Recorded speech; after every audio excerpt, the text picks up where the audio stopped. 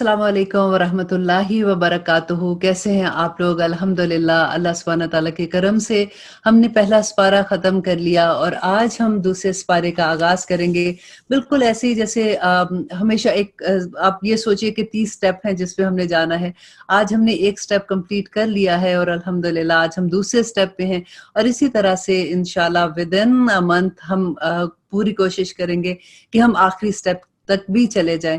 और सबसे बड़ी बात है कि हम अपनी लैंग्वेज में कुरान को समझ सके और हम एक दफ़ा तो पूरी अंडरस्टैंडिंग आ जाती है ना, फिर जब शौक होता है कि अच्छा हमने सीखना है, हम कैसे इसको सीखें, तो फिर अल्लाह सुब्हानहू तआला इंशाल्लाह हमें ज़रूर मौका देंगे कि हम इसको डिटेल में भी समझ सकें। और अगर आप लोग इंटरेस्टेड होते हैं तो मेरी कुरान मेरी ज़िंदगी आप यूट्यूब में जाके वहाँ पे चेक कर सकते हैं, आपको पूरी डिटेल में कुरान मिल जाएगा जो अभी मैं करवा रही हूँ। जैसे अभी हम सूरत निसा पे हैं और अगर आपको तफसीरुल कुरान विद आयशा खालिद अगर आपने उधर जाके चेक करना है तो आपको सूरत निसा वगैरह वहाँ पे भी मिल जाएंगी। तो इंशाल्लाह पहले हम अपने एक दफ़ा पूरा दौरा कुरान कंप्लीट कर लेते हैं, फिर देखते हैं कि अल्लाह सुब्हानहू तआला हमें कितना मौका देता है कि हम इसको और डिटेल में समझेंगे। अब हम सेकंड पारा जो स्टार्ट कर रहे हैं, इसका मेन जो थीम है वो यही है कि अल्लाह सुब्हानहू तआला अब जो अहले किताब को अल्लाह सुब्हानहू तआला ने कहा था कि इन्नी फद्दलतुकुम अलल आलमीन, कि मैंने तुम्हें जहानों पर फजीलत दी। तो अब यहाँ पे अल्लाह सुब्हानहू तआला जो चेंज ला रहे हैं सेकंड पारा में कि मुसलमान क्योंकि अब मदीना में चले गए हैं और मदीना में उनकी आज़ाद एक रियासत बन गई है, अब उनको अपनी एक डायरेक्शन चाहिए और अल्लाह सुब्हानहू तआला इनको तैयार कर रहे हैं उसके लिए कि अब वो जो मनसब पहले अहले किताब को दिया था, अब वो मनसब तुम्हें ट्रांसफर हो रहा है और उसके लिए अल्लाह सुब्हानहू तआला सारी तैयारी करवा रहे हैं। क्योंकि नबी सल्लल्लाहु अलैहि वसल्लम जब तक मक्का में थे तो वो खाना काबा वो कैसे नमाज पढ़ते थे, क्योंकि पहला किबला जो था वो बैतुल मक़दिस था। तो नबी सल्लल्लाहु अलैहि वसल्लम ऐसे नमाज पढ़ते थे कि सामने काबा होता था और फिर अगर आप उसकी डायरेक्शन देखें ना मदीना की साइड पे, अगर आप उसकी अपना चेहरा कहते हैं तो मदीना और फिर उसके बाद बैतुल मक़दिस की तरफ डायरेक्शन हो जाती थी। तो नबी सल्लल्लाहु अलैहि वसल्लम आराम से वहां नमाज पढ़ लेते थे। अब क्या हुआ कि जब वो मदीना में हिजरत करके आए तो अब वो जब मुंह करते थे अपना बैतुल मक़दिस की तरफ तो मक्का की तरफ उनका बैक हो जाती थी। तो नबी सल्लल्लाहु अलैहि वसल्लम बार बार आसमान की तरफ देख के अल्लाह सुब्हानहू तआला से दुआ करते थे कि अल्लाह सुब्हानहू तआला उनका काबा जो है उसकी डायरेक्शन चेंज कर, उनकी नमाज में जैसे वो किबले की डायरेक्शन है वो चेंज कर दे। अब देखिए कई दफा हम दुआ करते हैं ना तो हमें ये होता है कि हमारी दुआ अच्छा एक दिन हो गया, एक हफ्ता हो गया, इतने दिन हो गए, दुआ नहीं हमारी कबूल हो रही है। अब देखिए नबी सल्लल्लाहु अलैहि वसल्लम कितनी देर से ये दुआ कर रहे थे और द रीजन वाज कि नबी सल्लल्लाहु अलैहि वसल्लम को ये पता था कि जो आखिरी नबी होगा उसकी डायरेक्शन जो है वो काबा होगी, क्योंकि सबसे पहले काबा ही घर बना था ना अल्लाह सुब्हानहू तआला का। और ये याद रखने वाली चीज है इस पूरे इस बारे में कि काबा को अल्लाह सुब्हानहू तआला ने कहा कि डायरेक्शन है, क्योंकि तमाम उम्मत एक डायरेक्शन को फॉलो कर रहे हैं ना। इसमें यूनिटी देखिए कितनी है कि अल्लाह सुब्हानहू तआला ने खाना काबा की तरफ जब डायरेक्शन करवाई थी तो साथ ये कह दिया कि फलयाबुदू रब्बा हाज़ल बैत अल्लज़ी अतअमहुम जुइम व आमनहुम मिन खौफ, कि क्या करना है कि इस घर के रब की इबादत करनी है। ठीक है, तो ये एक कॉन्सेप्ट आप लोगों के पास पहले से होना चाहिए कि खाना काबा की तरफ हम क्यों मुंह करके नमाज पढ़ते हैं। अब डायरेक्शन जो चेंज हो रही है तो अल्लाह सुब्हानहू तआला ने क्या कहा कि फलयाबुदू, बस चाहिए कि तुम इबादत करो रब्ब हाज़ल बैत अल्लज़ी, रब्ब हाज़ल बैत, इस घर के रब की इबादत करनी है ना। खाना काबा हमारी डायरेक्शन है। तो आइए देखते हैं कि अब अल्हम्दुलिल्लाह अल्लाह सुब्हानहू तआला हमें क्या सबक सिखा रहे हैं कि दूसरा पारा है उसको हम शुरू से पढ़ रहे हैं आयत नंबर 142 में इंशाल्लाह। अनकरीब नादान लोग कहेंगे कि जिस किबले पर ये थे इससे इन्हें किस चीज ने हटाया। आप कह दीजिए कि मशरिक और मगरिब का मालिक तो अल्लाह सुब्हानहू तआला है, वो जिसे चाहे सीधी राह की हदायत देता है। हमने इसी तरह तुम्हें आदिल उम्मत बनाया। अब देखिए यहाँ पे अल्लाह सुब्हानहू तआला वो ट्रांसफर कर रहे हैं, वो जो बनी इसराइल को अल्लाह सुब्हानहू तआला ने पहले इमामत दी थी ना, अब इमामत चेंज कैसे हो रही है। वकज़ालिका जअलनाकुम उम्मतन वसतत लितकूनु शुहदा अलन नासी, और यहाँ पे अल्लाह सुब्हानहू तआला ये कह रहे हैं कि हमने इसी तरह तुम्हें वस्त उम्मत बनाया है ताकि तुम लोगों पर गवाह हो जाओ और रसूलुल्लाह सल्लल्लाहु अलैहि वसल्लम तुम पर गवाह हो जाएं। جس قبلے پر تم پہلے سے تھے، اسے ہم نے صرف اس لیے مقرر کیا تھا کہ ہم جان لیں کہ رسول کا سچا تابعدار کون ہے اور کون ہے جو اپنی ایڑیوں کے بل پلٹ جاتا ہے۔ اب دیکھیے یہ کوئی آسان بات نہیں تھی، کیونکہ لوگ شروع سے لے کے بیت المقدس کی طرف منہ کر کے نماز پڑھے تھے، عبادت کر رہے تھے۔ اب یہ امتحان تھا کہ لوگوں کو جب یہ حکم آتا ہے تو کیا وہ نماز میں کیا وہ ڈائریکشن اپنی چینج کریں۔ یہ بہت بڑی آزمائش آئی تھی لوگوں کے اوپر، اور بہت سے لوگ ڈیفینیٹلی انہوں نے قبول کیا، انہوں نے ڈائریکشن چینج کر لی تھی، لیکن بہت سے لوگ مرتد بھی ہو گئے تھے۔ اور آپ اگر یہ پورا واقعہ انشاءاللہ ڈیٹیل میں آپ تفسیر میں پڑھیں گے کہ کس طرح سے نماز کی حالت میں یہ حکم آیا تھا، تو پوری امت جیسے جب وہ نماز پڑھ رہے تھے، اب دیکھیں کہ یہ امام ہوتا ہے اور اس کے پیچھے پوری جماعت ہوتی ہے نا، اور اس کے پیچھے عورتوں کی جماعت ہوتی ہے۔ جب حکم آیا تھا تو نبی صلی اللہ علیہ وسلم نے جیسے ڈائریکشن چینج کی تو پورے لوگوں نے نماز کی حالت میں، عورتوں کی سب دوسری طرف جا کے پیچھے آ گئی، اور آدمی کیسے چینج ہوئے اور کس طرح سے نبی صلی اللہ علیہ وسلم کی حکم کی انہوں نے اطاعت کی تھی۔ تو آگے دیکھیے اللہ سبحانہ تعالیٰ کہتے ہیں گو یہ کام مشکل ہے مگر جنہیں اللہ نے ہدایت دی ہے، اس پر کوئی مشکل نہیں ہے۔ اللہ سبحانہ تعالیٰ تمہارے ایمان ضائع نہیں کرے گا۔ اللہ سبحانہ تعالیٰ لوگوں کے ساتھ شفقت اور مہربانی کرنے والا ہے۔ ہم آپ کے چہروں کو بار بار آسمان کی طرف اٹھتا ہوا دیکھ رہے ہیں۔ اب ہم آپ کو اس قبلے کی جانب متوجہ کریں گے جس سے آپ خوش ہو جائیں گے۔ آپ اپنا منہ مسجد حرام کی طرف پھیر لیں، اور آپ جہاں کہیں بھی ہوں اپنا منہ اسی طرف پھیر لیں۔ اہل کتاب کو اس بات کی اللہ کی طرف سے برحق ہونے کا قطعی علم ہے، اور اللہ سبحانہ تعالیٰ ان کے اعمال سے غافل نہیں ہے جو یہ کرتے ہیں۔ دیکھیے اللہ سبحانہ تعالیٰ یہاں پہ بتا رہے ہیں کہ اہل کتاب کو اس بات کا پتہ تھا کہ آخری نبی کا قبلہ جو ہے وہ خانہ کعبہ ہوگا، تو اسی بات کی نشاندہی یہاں پہ کر رہے ہیں۔ اور آپ اگرچہ اہل کتاب کو تمام دلیلیں دے دیں، لیکن وہ کیا کریں گے؟ لیکن وہ آپ کے قبلے کی پیروی نہیں کریں گے، اور نہ آپ ان کے قبلے کو ماننے والے ہیں، اور نہ یہ آپس میں ایک دوسرے کے قبلے کو مانتے ہیں۔ یہ کیا بات کہہ رہے ہیں اللہ سبحانہ تعالیٰ؟ کیونکہ آپ کو یاد ہے ہم نے پہلے پارہ میں پڑھا تھا کہ یہ دونوں جوز اور عیسائی جو ہیں یہ ایک ہی کتاب کو مانتے ہیں نا، توراہ کو پڑھتے ہیں۔ تو اللہ سبحانہ تعالیٰ نے کہا کہ اور نہ ہی یہ آپس میں ایک دوسرے کے قبلے کو ماننے والے ہیں۔ اور اگر آپ باوجود، اب یہ غور سے سنیے گا، اللہ سبحانہ تعالیٰ کہتے ہیں اے نبی اگر آپ باوجود اس کے کہ آپ کے پاس علم آ چکا پھر بھی ان کی خواہشوں کے پیچھے لگ جائیں تو بالیقین آپ بھی ظالموں میں سے ہو جائیں گے۔ اللہ اکبر۔ جنہیں ہم نے کتاب دی ہے وہ تو اسے ایسے پہچانتے ہیں جیسے کوئی اپنے بچوں کو پہچانتا ہے۔ یہ اہل کتاب کو اللہ سبحانہ تعالیٰ کہہ رہے ہیں کہ ان کی ایک جماعت حق کو پہچان کر پھر چھپا دیتی ہے۔ آپ کے رب کی طرف سے یہ سراسر حق ہے، خبردار آپ بے شک کرنے والوں میں سے نہ ہو جانا۔ ہر شخص ایک نہ ایک طرف متوجہ رہتا ہے۔ اب دیکھیے ہر انسان نے کوئی نہ کوئی ڈائریکشن ہوتی ہے نا زندگی کی، کہ وہ اسی کی طرف کام کرتا رہتا ہے، جو اس نے حاصل کرنا ہوتا ہے، اس کی زندگی میں ایک مقصد ہوتا ہے، وہ اسی کی طرف پھرتا ہے۔ اب اللہ سبحانہ تعالیٰ کیا کہہ رہے ہیں مسلمانوں کو کہ تمہارا فوکس پوائنٹ، تمہارا مڈل میں جو کہتے ہیں نا کہ ایک طرف تم جو دھیان دے کے چل رہے ہو زندگی میں، وہ کیا ہونا چاہیے کہ تم نیکیوں کی طرف دوڑو۔ جہاں کہیں بھی تم ہوگے اللہ تمہیں لے آئے گا۔ اللہ تعالیٰ ہر چیز پر قادر ہے۔ آپ جہاں سے نکلیں اپنا منہ مسجد کے لیے، نماز کے لیے مسجد حرام کی طرف کر لیا کرے۔ یہی حق ہے آپ کے رب کی طرف سے۔ جو کچھ تم کر رہے ہو اس سے اللہ سبحانہ تعالیٰ بخبر نہیں ہے۔ اور جس جگہ سے آپ نکلیں اپنا منہ مسجد حرام کی طرف پھیر لیں، اور جہاں کہیں بھی تم ہو اپنا چہرہ اسی طرف کر لیا کرو، تاکہ لوگوں کی کوئی حجت تم پر باقی نہ رہے سوائے ان لوگوں کے جنہوں نے ان میں سے ظلم کیا۔ تم ان سے نہ ڈرو۔ کتنی خوبصورت بات ہے نا۔ اللہ سبحانہ تعالیٰ کہتے ہیں کہ ان لوگوں سے نہ ڈرو، صرف مجھے سے ڈرو، تاکہ میں کیا کروں؟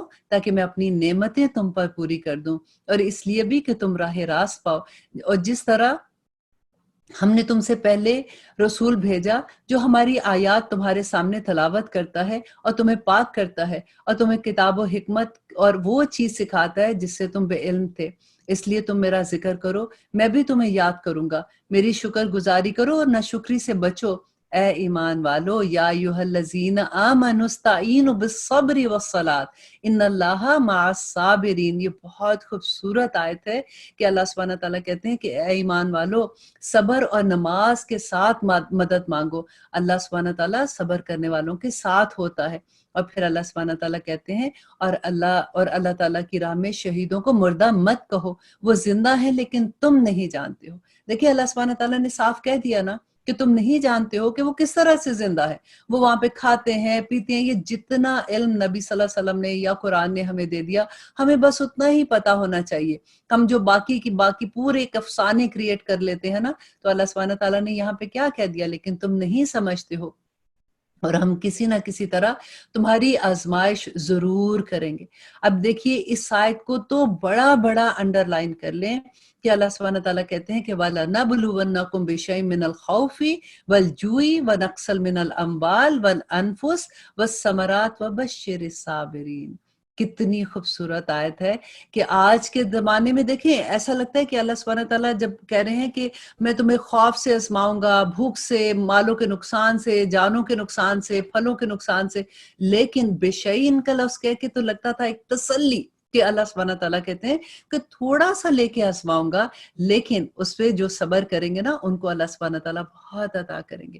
لیکن جب میں نے تفسیر کی تھی تو اس وقت میں نے یہی بات کہی تھی. لیکن آج کے دور میں آپ دیکھیے کہ ایسا نہیں لگتا کہ اللہ سبحانہ تعالیٰ کی آزمائش ان ساری چیزوں پہ آ گئی ہے, اور پھر آ بھی گئی ہے تو صدقے اللہ سبحانہ تعالیٰ کے, اللہ سبحانہ تعالیٰ جیسے چاہیں گے ہمیں موڑ لیں گے. ہم تو مسلم ہیں, اور ہم تو وہ والے اونٹ ہیں جن کی نکیل اپنے مالک کے ہاتھ میں ہوتی ہے, وہ جیسے چاہے ہم ویسے کریں گے. لیکن پھر اللہ سبحانہ تعالیٰ کہتے ہیں نا کہ وَبَشِّرِ الصَّابِرِينَ, اور خوشخبریاں دے دو صبر کرنے والوں کے لیے, الَّذِينَ إِذَا أَصَابَتْهُم مُّصِیبَةٌ, جنہیں جب کبھی کوئی مصیبت آتی ہے تو وہ کہہ دیتے ہیں اِنَّا لِلَّهِ وَإِنَّا إِلَيْهِ رَاجِعُونَ, کہ ہم تو خود اللہ سبحانہ تعالیٰ کی ملکیت ہیں اور ہم اسی کی طرف لوٹ کر جانے والے ہیں. أُولَٰئِکَ عَلَیْہِمْ صَلَوَاتٌ مِّن رَّبِّہِمْ. بہت خوبصورت آیت ہے. دیکھیے کہ یہ لوگ جو صبر کرتے ہیں, اللہ سبحانہ تعالیٰ کہتے ہیں کہ یہی لوگ ہیں, ان پر ان کے رب کی نوازشیں, ان پر ان کے رب کی صلوات اور رحمتیں ہیں, اور یہی لوگ ہدایت یافتہ ہیں. میں اکثر اس آیت کو جب پڑھتی ہوں میں یہ سوچتی ہوں کہ ہم ایک دفعہ بھی درود نبی صلی اللہ علیہ وسلم پہ بھیجتے ہیں تو ہمیں کتنا اچھا لگتا ہے نا, کہ آج ہم نے اتنی دفعہ درود پڑھا ہے, آج ہم نے نبی صلی اللہ علیہ وسلم کو اتنی دفعہ درود بھیجا ہے. دیکھیے ہم کیا مٹی کے بنے ہوئے انسان نا, ہمارا درود بھیجنا اللہ بس قبول کر لے. یہاں پہ رب درود صلوات بھیج رہے ہیں بندے پہ, کتنی بڑا مقام ہے ان لوگوں کے لیے جو صبر کر جاتے ہیں. نبی صلی اللہ علیہ وسلم نے کہا تھا کہ صبر یہ نہیں ہے کہ جب تم پہ کوئی مصیبت آئے تم واہ ویلا مچا کے تب ساری دنیا کو پریشان کر دو اور پھر کہو کہ اچھا اب میں صبر کرتا ہوں. ایسا نہیں ہے. صبر یہی ہے کہ جب آپ پہ مشکل آتی ہے تو اسی وقت کا صبر ہی اصل صبر ہے. آگے اللہ سبحانہ تعالیٰ کہتے ہیں صفا اور مروہ اللہ تعالیٰ کی نشانیوں میں سے ہیں, اس لیے بیت اللہ کا حج اور عمرہ کرنے والوں پر ان کا طواف کر لینے میں بھی کوئی گناہ نہیں ہے. کس کا؟ صفا اور مروہ کا. اپنی خوشی سے بھلائی کرنے والوں کا اللہ قدردان ہے اور انہیں خوب جاننے والا ہے. اب اس آیت میں اللہ سبحانہ تعالیٰ اصل میں یہ بتا رہے ہیں کیونکہ پہلے مشرک جو تھے مشرکین مکہ, وہ یہ کہتے تھے کہ کیونکہ صفا مروہ پہ انہوں نے ایک بت رکھے ہوئے تھے اور وہ ان کا طواف کرتے تھے. اب جب وہ لوگ مسلمان ہو گئے تو ان کا یہ کویسچن تھا کہ کیا اب اگر ہم طواف کرتے ہیں تو یہ تو نہیں ہے کہ ہم شرک کریں گے؟ تو اس پہ اللہ سبحانہ تعالیٰ نے یہ آیت نازل کی کہ نہیں, اس کا طواف کرنا اس کا حج اور عمرے کا ایک حصہ ہے. اور آگے اللہ سبحانہ تعالیٰ کہتے ہیں ان الذین یکتمون, یہ بھی بہت ڈر والی آیت ہے کہ وہ لوگ جو چھپاتے ہیں, اور جو لوگ ہماری اتاری ہوئی دلیلوں اور ہدایت کو چھپاتے ہیں باوجود ہم اسے اپنی کتاب میں لوگوں کے لیے بیان کر چکے, ان لوگوں پر اللہ کی اور تمام لعنت کرنے والوں کی لعنت ہے. اللہ اکبر. اللہ نہ کرے کہ ہم میں سے کوئی بھی ایسا ہو. دیکھیے یہ کتنی بڑی بات ہے کہ ان الذین یکتمون ما انزلنا من البینات, کہ جو اللہ نے, دیکھیں ہم قرآن پڑھتے ہیں نا, اور لیکن اگر ہم کسی سے کوئی ایسی بات پوچھیں یا ہم کسی سے پوچھیں یا کوئی ہم سے پوچھے تو ہمیں پتہ بھی ہے کہ اب آپ قرآن پڑھ رہے ہیں کہ ہاں قرآن میں یہ لکھا ہوا ہے, اور آپ کہتے ہو نہیں اب اللہ سبحانہ تعالیٰ نے اتنی سختی تھوڑی کرنی ہے, کوئی بات نہیں, یہ بات تو یہودیوں کے لیے تھی, یہ بات تو کافروں کے لیے تھی, یہ بات تو فلاں کے لیے تھی, ہم تو مسلمان ہیں. تو اللہ سبحانہ تعالیٰ کہتے ہیں وہ لوگ جو اللہ کی اتاری ہوئی جو بینہ آیات ہے, قرآن کی اتاری ہوئی آیات کو چھپاتے ہیں نا, تو ایسے لوگوں پر اللہ کی لعنت ہے اور تمام لعنت کرنے والوں کی لعنت ہے. مگر وہ لوگ جو توبہ کر لیں اور اصلاح کر لیں اور بیان کر دیں. دیکھیں یہ تینوں چیزیں ہیں کہ توبہ کر لیں, اصلاح کر لیں کہ اب نہیں کریں گے، اور پھر اگر انہوں نے جو غلط بات کہی ہے پھر وہ بیان کر دیں تو میں ان کی توبہ قبول کر لیتا ہوں. سبحان اللہ. اور میں توبہ قبول کرنے والا اور رحم کرنے والا ہوں. آگے اللہ سبحانہ تعالیٰ کہتے ہیں یقیناً جو کافر اپنے کفر میں ہی جو کفار اپنے کفر میں ہی مر جائیں ان پر اللہ سبحانہ تعالیٰ کی اور فرشتوں کی اور تمام لوگوں کی لعنت ہے. اللہ اکبر. جس میں یہ ہمیشہ رہیں گے، نہ ان سے عذاب ہلکا کیا جائے گا اور نہ ہی انہیں ڈھیل دی جائے گی. تم سب کا معبود ایک ہی معبود ہے، اس کے سوا کوئی معبود برحق نہیں ہے. وہ بہت رحم کرنے والا اور بڑا مہربان ہے. ان فی خلق السماوات والارض، آسمان اور زمین کی پیدائش میں. اب دیکھیں اللہ سبحانہ تعالیٰ اپنی قدرت کے نشانیاں بتا رہے ہیں کہ دیکھو تو صحیح ہے انسان، تجھے کیا چیز نظر نہیں آتی ہے کہ آسمان اور زمین کی پیدائش میں دیکھو، رات دن کے ہیر پھیر میں دیکھو، کشتیوں کا لوگوں کو نفع دینے والی چیزوں کو لیے ہوئے سمندر میں چلنا، آسمان سے پانی کا اتر کر مردہ زمین کو زندہ کر دینا، اس میں ہر قسم کے جانوروں کا پھیلا دینا، ہواؤں کا رخ بدلنا، اور بادل جو آسمان اور زمین کے درمیان مسخر ہیں. ان میں عقل مندوں کے لیے نشان الہی ہے. بعض لوگ ایسے ہیں جو اللہ کے شریک اوروں کو ٹھہرا کر ان سے ایسی محبت کرتے ہیں جیسی محبت اللہ سے ہونی چاہیے، اور ایمان والے اللہ کی محبت میں بڑے سخت ہیں. اب دیکھیے کہ اللہ سبحانہ تعالیٰ کیا کہتے ہیں کہ لوگوں سے ایسی جن کو وہ معبود بناتے ہیں. اب وہی آیت کو آپ ذرا لے لیجئے کہ اللہ سبحانہ تعالیٰ نے کہا کہ تم اپنی خواہشات کو اپنا معبود بناتے ہو نا، تو اگر تمہاری خواہشات تمہیں اتنی عزیز ہیں، تم ان سے اتنی محبت کرتے ہو جتنی تمہیں اللہ سے کرنی چاہیے تھی نا، تو تم کیا کر رہے ہو؟ تو اللہ سبحانہ تعالیٰ اس کے ساتھ کہتے ہیں لیکن ایمان والے ایسے نہیں ہیں. جو میرے ایمان والے بندے ہیں وہ اللہ کی محبت میں بڑے شدید ہیں. کاش کے مشرک لوگ جانتے جبکہ اللہ کا عذاب دیکھیں گے اور جان لیں گے کہ تمام طاقت اللہ کو ہی ہے اور اللہ تعالیٰ سخت عذاب دینے والا ہے، تو ہرگز شرک نہ کرتے. جس وقت پیشوا جن کو وہ مانتے ہیں نا، وہ لوگ اپنے تابع داروں سے بیزار ہو جائیں گے قیامت کے دن اور عذاب کو اپنی آنکھوں سے دیکھ لیں گے اور کل رشتے ناطے توڑ دیے جائیں گے. اللہ اکبر. اور اللہ سبحانہ تعالیٰ کہتے ہیں اور تابع دار لوگ کہنے لگیں گے. کون تابع دار لوگ؟ جو لوگوں کو پوچھتے تھے، جو لوگوں کو اپنا بڑا سمجھتے تھے، ان کی پیروی کرتے تھے. اور لوگ وہ کہیں گے کاش ہم دنیا کی طرف دوبارہ لوٹائے جائیں تو ہم بھی ان سے ایسے ہی بیزار ہو جائیں جیسے یہ آج ہم سے ہیں. اسی طرح اللہ سبحانہ تعالیٰ انہیں ان کے اعمال دکھائے گا ان کو حسرت دلانے کے لیے. یہ ہرگز جہنم سے نہیں نکلیں گے. یا ایھا الناس کلوا مما فی الارض، اے لوگو جو زمین میں جتنی بھی حلال اور پاکیزہ چیزیں ہیں انہیں کھاؤ پیو. دیکھیں جہاں بھی قرآن میں حلال کا لفظ آتا ہے نا، وہاں پہ ساتھ طیب کا بھی لفظ ہے کہ کھاؤ پیو اور شیطانی راہ پر نہ چلو، وہ تمہارا کھلا دشمن ہے. اب اللہ سبحانہ تعالیٰ کتنی دفعہ بتائیں گے. دیکھیں ابھی ہم سیکنڈ پارے میں ہم نے کتنی دفعہ یہ پڑھ لیا کہ دیکھو اس کے راستے پہ نہ چلنا، یہ تمہارا کھلا دشمن ہے. وہ تمہیں صرف برائی اور بے حیائی اور اللہ تعالیٰ پر ان باتوں کو کہنے کا حکم دیتا ہے جس کا تمہیں کوئی علم نہیں ہے، نہ ہی اس کو اس بات کا علم ہے. اور ان سے جب بھی کبھی کہا جاتا ہے کہ اللہ تعالیٰ کی اتاری ہوئی کتاب کی تابع داری کرو تو جواب دیتے ہیں کہ ہم تو اس طریقے کی پیروی کریں گے جس پر ہم نے اپنے آباء و اجداد کو پایا، گو ان کے باپ دادا بے عقل تھے. دیکھیے آج آپ کسی کو کوئی بات کہتے ہیں تو کیا ہوتا ہے، وہ یہ کہتے ہیں کہ دیکھو ہماری تو امی ایسے کرتی تھی، ہماری تو نانی بھی ایسے کرتی تھی، دادی بھی ایسے کرتی تھی، اب کیا تم نے نیا کوئی طریقہ ہمیں بتانا ہے؟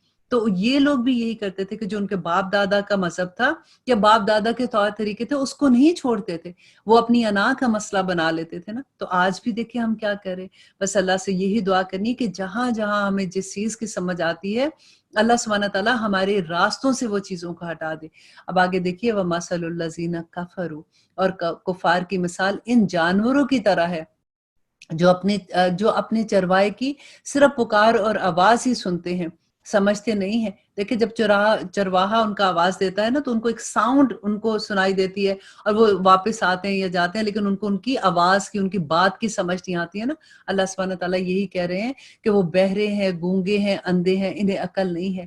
اے ایمان والو یا ایھا الذین آمنوا کلوا من طیبات، اے ایمان والو جو پاک چیزیں ہم نے تمہیں دے رکھی ہیں انہیں کھاؤ پیو اور اللہ تعالیٰ کا شکر ادا کرو اگر تم خالص اسی کی عبادت کرتے ہو. خالص عبادت کیا ہے کہ किसी को शरीक नहीं ठहराते हो, तुम पर मुर्दा और बहा हुआ खून। अब देखिए यहाँ पे जो लिस्ट आ रही है ना, ये वो चीजें हैं जो सबसे पहले आपको नजर आएंगी जो हराम अल्लाह सुब्हानहू तआला ने कर दी हैं, कि बहता हुआ खून, सूअर का गोश्त और हर वो चीज जिस पर अल्लाह के सिवा दूसरे का नाम पुकारा गया हो, हराम है। फिर वो जो मजबूर हो जाए, देखिए अल्लाह सुब्हानहू तआला उसके बावजूद भी एक रास्ता रखता है कि वो लोग जो मजबूर हो जाएं और वो हद से बढ़ने वाला और ज्यादती करने वाला ना हो। मजबूर मीन्स के वो उलमा कहते हैं कि ये हालत हो जाए कि उसको लगे कि अगर इस वक्त इसने ना खाया तो उसकी जान ही चली जाएगी, तो उस वक्त अल्लाह सुब्हानहू तआला फिर इसकी इजाजत दे देते हैं। इस पर इनके खाने में कोई गुनाह नहीं, अल्लाह सुब्हानहू तआला बख्शने वाला और मेहरबान है। इन्नल्लज़ीना यक्तुमूना मा अंज़लल्लाहु मिनल किताब।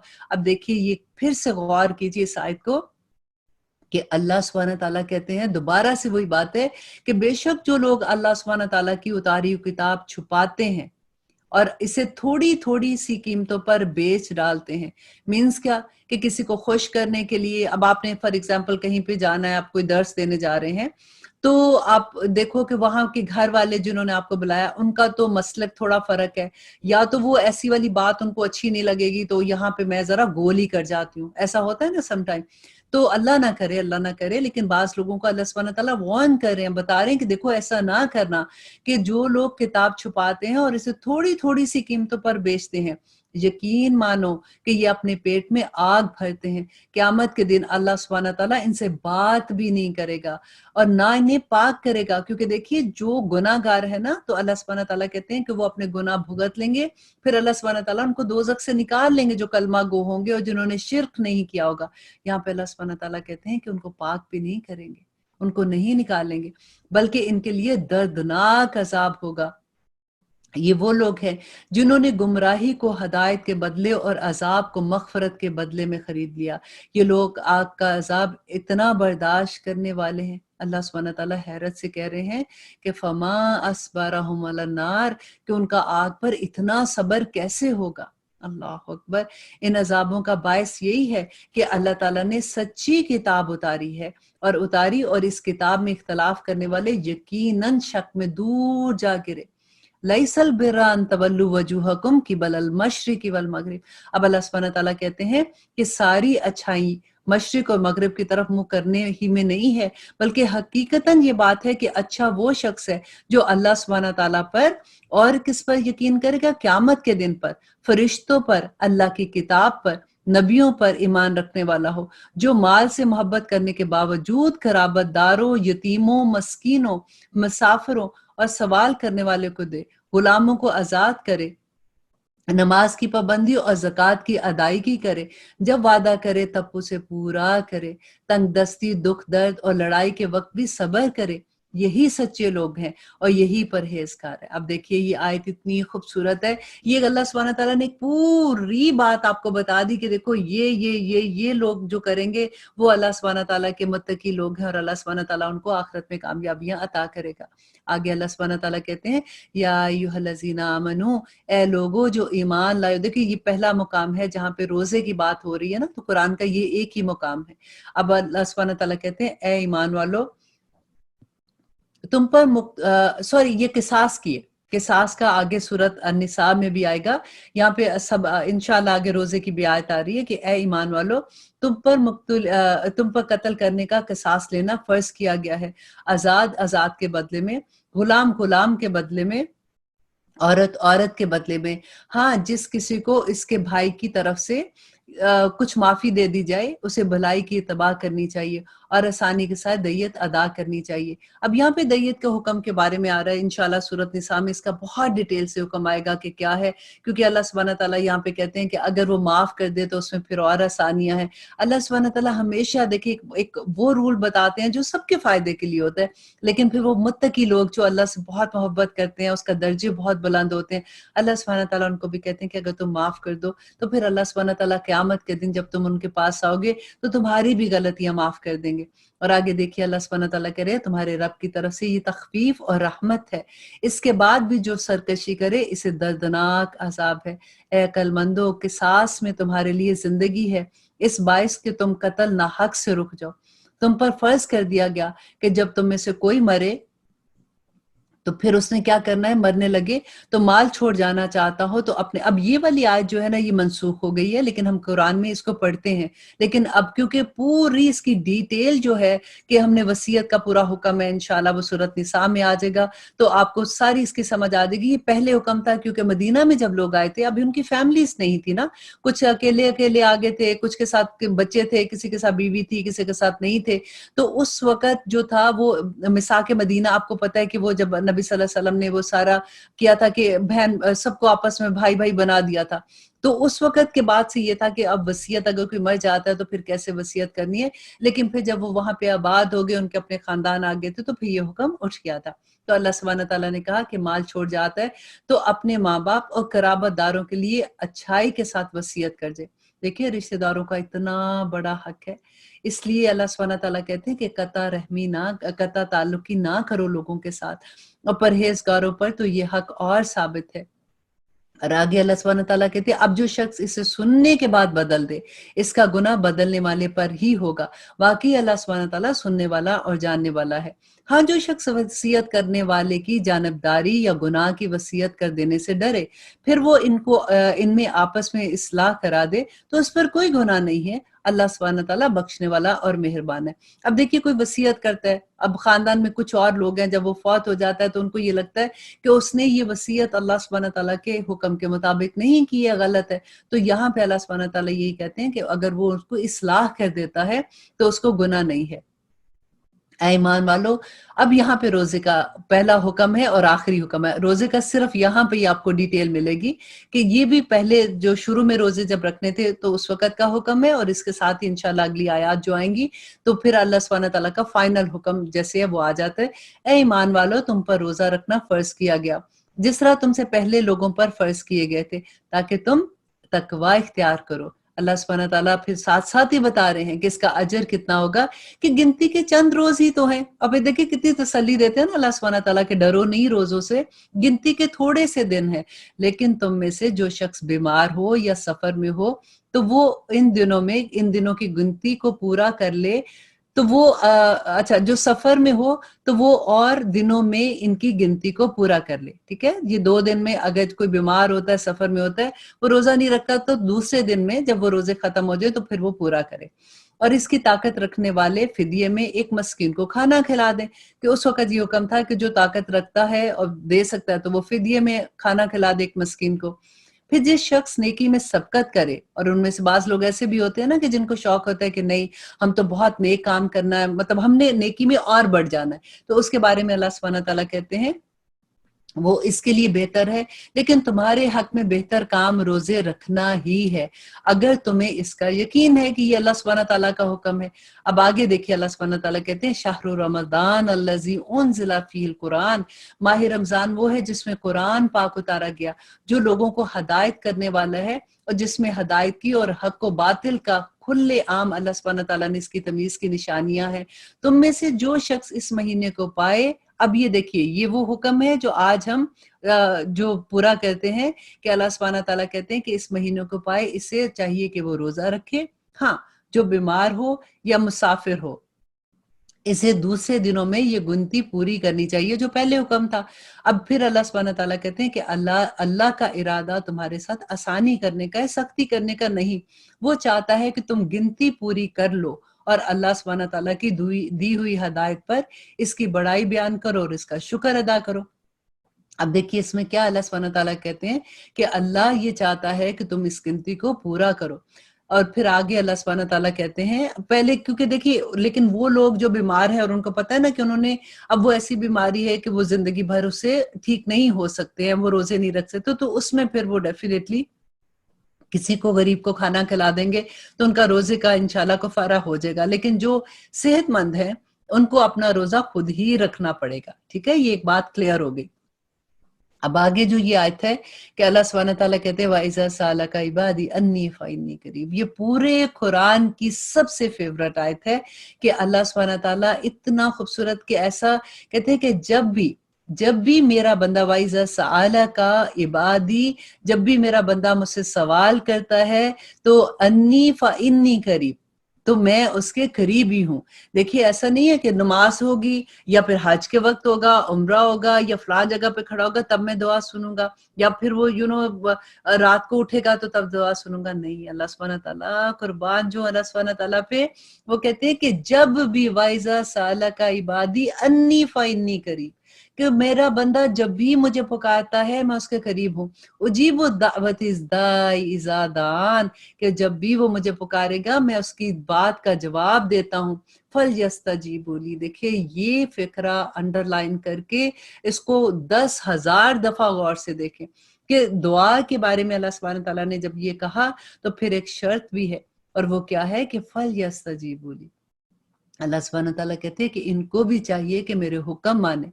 अब देखिए हम सोचते हैं कि अच्छा फिर हमने क्या हुक्म मानने हैं, तो ये सूरत बकरा अहकामात से भरी हुई सूरत है। अल्लाह सुब्हानहू तआला ने इसी में सारे हुक्म दिए हुए हैं, और इंशाल्लाह पूरे कुरान में आगे आपको समझ आएंगे। लेकिन अल्लाह सुब्हानहू तआला कितने प्यार से कहते हैं कि फल यस्तजीबू ली, इनको भी तो चाहिए कि मेरे हुक्म माने, वल युमिनु बी, और मुझे पर ईमान लाए, लअल्लहुम यशदून, ताकि वो क्या पाए, ताकि वो हदायत पा जाएं। अल्लाह से दुआ करते हैं कि अल्लाह सुब्हानहू तआला हमें इस काबिल करे कि हम अल्लाह सुब्हानहू तआला के अहकामात पे अमल करने वाले बन जाए। आगे अल्लाह सुब्हानहू तआला बताते हैं और डिटेल बताते हैं कि रोजों की रात में अपनी बीवियों से मिलना तुम्हारे लिए हलाल किया गया, वो तुम्हारा लिबास है और तुम उनका लिबास हो। ये कितनी खूबसूरत आयत है, क्योंकि आप देखिए कि लिबास कितनी खूबसूरत चीज होता है, इंसान के सारे ऐब ढांप लेता है। अल्लाह सुब्हानहू तआला कहते हैं कि तुम अपने खामदों के ऐब ढांपोगे और खामद तुम्हारे ऐब ढांपेंगे। तुम एक दूसरे का लिबास हो, तुम एक दूसरे को महफूज करने के लिए। अब इंशाल्लाह इतनी खूबसूरत इसकी डिटेल है, अगर आपको और भी डिटेल में देखना है तो आप कुरान मेरी जिंदगी अगर यूट्यूब में जाके देखेंगे, कुरान मेरी जिंदगी विद आयशा खालिद, तो आपको वहां पे मिल जाएगा। या फिर आप अगर तफसीरुल कुरान विद आयशा खालिद भी डालेंगे तो आपको इंशाल्लाह इनकी सारी डिटेल्स मिल जाएंगी, कि आप पूरी डिटेल में देख सकते हैं कि कितनी खूबसूरत इसमें अल्लाह सुब्हानहू तआला के अहकामात हैं, कि अल्लाह कहते हैं कि वो तुम्हारा लिबास है और तुम उनका लिबास हो। तुम्हारी पोशीदा खयानतों का अल्लाह सुब्हानहू तआला को इल्म है, उसने तुम्हारी तौबा कबूल फरमाकर तुमसे दरगुजर फरमा लिया। अब तुम्हें इनसे मुबाशरत की और अल्लाह सुब्हानहू तआला की लिखी हुई चीज को तलाश करने की इजाजत है। तुम खाते पीते रहो यहाँ तक कि सुबह का सफेद धागा स्याह धागे से जाहिर हो जाए, फिर रात तक रोजे को पूरा करो और औरतों से इस वक्त मुबाशरत ना करो जबकि तुम मस्जिदों में इत्तिकाफ की हालत में हो। ये अल्लाह सुब्हानहू तआला की हदूद हैं, तुम उनके करीब भी ना जाओ। इस तरह अल्लाह सुब्हानहू तआला अपनी आयात लोगों के लिए बयान फरमाता है ताकि वो बच जाएं। लअल्लहुम यहतदून लअल्लहुम तत्तकून, कितनी खूबसूरत बात लगती है ना। और आगे अल्लाह सुब्हानहू तआला कहते हैं वला ताकुलू अमवालकुम बैनकुम बिल बातिल। देखिए ये कितनी समझ आने वाली बात है कि अल्लाह सुब्हानहू तआला कह रहे हैं कि एक दूसरे के माल को ना हक ना खाया करो, ना हाकिमों को रिश्वत पहुंचाकर किसी का कुछ माल जुल्म और सितम से अपना कर लिया करो, हालांकि तुम जानते हो। हमें क्या डर नहीं लगता कि अल्लाह सुब्हानहू तआला हर वक्त हमें देख रहा है, एक एक चीज लिखी जा रही है। देखिए जब रिश्वत दे के आप किसी का काम कराएंगे तो आप किसी ना किसी का हक मारेंगे ना। तो अल्लाह सुब्हानहू तआला कहते हैं तो रिश्वत देने वाला अपने ऊपर जुल्म क्या करता है कि रिश्वत हराम है इस्लाम में, और किस तरह के इर्तिकाब कर जाते हैं, गुनाह के इर्तिकाब करते हैं। और अल्लाह सुब्हानहू तआला आगे कहते हैं यसअलूनका अनिल अहिल्लति, कि लोग आपसे चांद के बारे में सवाल पूछते हैं। अब हम जैसे लोग होते हैं तो कहते हैं अच्छा जी चांद की तारीख से देख के जरा बताना मेरे किस्मत का हाल क्या है, चांद को देख के बताना कि आज का दिन मेरा कैसा जाएगा और क्या मेरे पे अच्छा दिन आ रहा है कि बुरा दिन आ रहा है। सहाबा ने जब पूछा था तो अल्लाह सुब्हानहू तआला ने क्या जवाब दिया था, अब गौर कीजिए। लोग आपसे चांद के बारे में सवाल करते हैं, आप कह दीजिए कि ये लोगों की इबादत के वक्तों और हज के मौसम के लिए है। एहराम की हालत में और घरों के पीछे से तुम्हारा आना कुछ नेकी नहीं है। अब ये क्यों है चांद की तारीखें, ताकि पता चल सके कि महीने कौन से हैं, दिन कौन से हैं और टाइम कौन से हैं। और अल्लाह सुब्हानहू तआला आगे जो ये कह रहे हैं ना कि घरों में एहराम की हालत में घरों के पीछे से तुम्हारा आना कुछ नेकी नहीं है। उस जमाने में ये एक बिदअत करते थे लोग, जैसे उनको ये होता था कि अगर वो एक दफा एहराम बांध के घर से निकल गए, तो अगर कोई चीज भूल गए तो घर में से वापस आ रहे हैं लेने के लिए, तो उनको ये होता था कि ये बदशगुनी है। तो वो क्या कहते थे, पिछवाड़े से आके तो वो छलांग लगा के अंदर आके तो वो करके फिर पीछे से जाते थे। अब अल्लाह सुब्हाना ताला ने ये भी बता दिया कि देखो ऐसी चीजों में कुछ नहीं रखा, बदशगुनियां ना किया करो। आज हम अपनी बदशगुनियां तो जरा देखें कि क्या हम कहते, काली बिल्ली रास्ता काट गई तो ये हो गया, इस कलर का रंग पहना तो ये हो गया, अब शीशा टूट गया तो ये हो गया। अब अल्लाह सुब्हाना ताला क्या कहते हैं कि घरों के पीछे से तुम्हारा आना कुछ नेकी नहीं है, बल्कि नेकी वाला वो है जो मुत्तकी है। और घरों में तो दरवाजों से आया करो और अल्लाह सुब्हाना ताला से डरते रहो ताकि तुम कामयाब हो जाओ।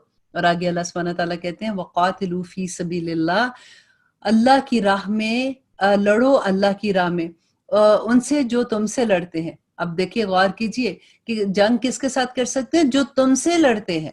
लड़ो अल्लाह की राह में उनसे जो तुमसे लड़ते हैं, और ज्यादती ना करो। अल्लाह सुब्हानहू व तआला ज्यादती करने वालों को पसंद नहीं करता। इंशाल्लाह सूरत निसा में इतनी डिटेल में हुक्म आएगा कि किन लोगों से हम लड़ सकते हैं, किन से हम नहीं। क्योंकि अक्सर आप देखें कि लोग कहते हैं जी इस्लाम तलवार के जोर पे आया था।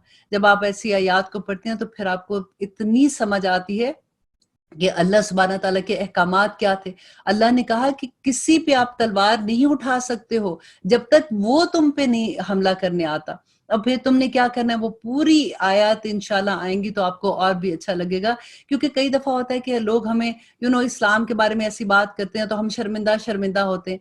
हमें कभी शर्मिंदा नहीं होना चाहिए, क्योंकि हम जब पढ़ेंगे कुरान को तो हम जवाब देने के काबिल हो जाएंगे।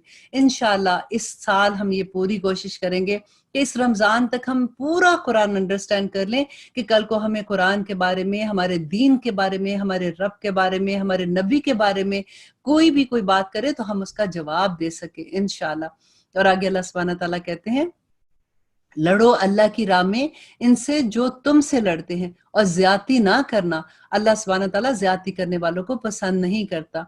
इन्हें मारो जहां भी पाओ और उन्हें निकालो जहां उन्होंने तुम्हें निकाला। अब ये क्या हुक्म है, ये मैदान जंग का हुक्म है। जब वो मैदान जंग में आ जाते हैं तो फिर अगर कोई ऐसी बात करते हो तो आप उनसे पूछिए कि अच्छा जी फिर क्या करें।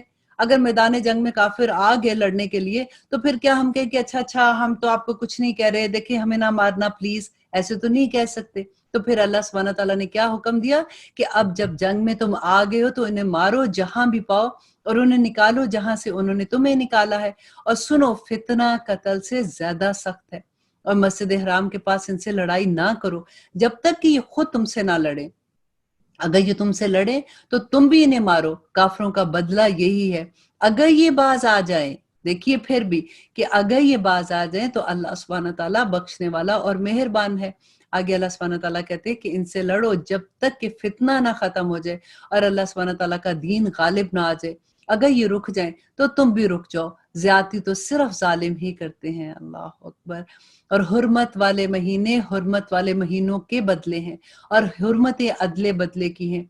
जो तुम पर ज्यादती करेगा तुम भी उस पर उसी के मिसल ज्यादती करो। अब देखिए ये बहुत बड़ी आयत है कि जो तुम पे ज्यादती करता है, अगर तुमने बदला लेना है तो तुमने उतना बराबर लेना है। अगर तुम उससे ज्यादा बदला ले गए तो फिर अल्लाह सुब्हाना ताला मजलूम के साथ हो जाता है, ख्वाह वो काफिर ही हो। ये बहुत बड़ी बात है। अब आगे देखिए अल्लाह सुब्हाना ताला कहते हैं कि तुम भी उससे इसी के मिसल ज्यादती करो जो तुम पर की, और अल्लाह ताला से डरते रहा करो, और जान रखो कि अल्लाह सुब्हाना ताला परहेजगारों के साथ है।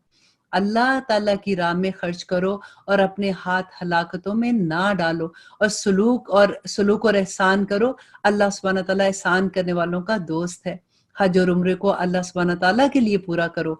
हाँ, अगर तुम रोक लिए जाओ तो जो कुर्बानी मुयस्सर हो उसे कर डालो, और अपने सर ना मिडवाओ जब तक कि कुर्बानी कुर्बानगाह तक ना पहुंच जाए। अलबत्ता तुम में से जो बीमार हो या इसके सर में कोई तकलीफ हो जिसकी वजह से सर मुंडा ले, तो फिर उसको क्या करना है, तो अल्लाह सुब्हाना ताला कहते हैं कि उस पर फिदिया है।